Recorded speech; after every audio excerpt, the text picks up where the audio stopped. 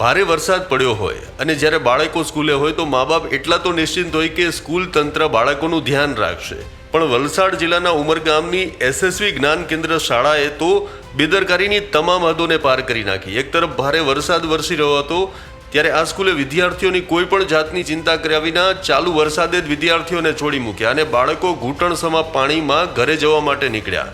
હવે જોઈ લો આ સ્થિતિ, બાળકોની કેવી હાલત છે. ઘણા વાલીઓ તો આવ્યા પણ નથી અને જે વાલીઓને ખબર પડી કે બાળકોને આવી રીતે ચાલુ વરસાદે છોડી મૂકવામાં આવ્યા છે ત્યારે વાલીઓમાં દોડધામ મચી ગઈ હતી. ઉમરગામમાં ભારે વરસાદથી રસ્તા પર મોટા પ્રમાણમાં પાણી ભરાયેલા હતા અને તેમાં બાળકોને આવી રીતે બેદરકારીપૂર્વક છોડી મૂકવામાં આવ્યા. હવે કોઈ બાળકને કોઈ ઈજા થાય, કોઈ બાળક તણાઈ જાય તો તેના માટે જવાબદાર કોણ ગણાશે તે સવાલ ચોક્કસપણે વાલીઓ ઉઠાવી રહ્યા છે. ઉમરગામમાં ભારે વરસાદથી વાહનો પણ એટલી જ માત્રામાં ફસાયેલા હતા. તેવી સ્થિતિમાં બાળકોને આવી રીતે છોડી મૂકવામાં આવ્યા, જેને લઈ અને વાલીઓ ચિંતાતુર બની ગયા હતા.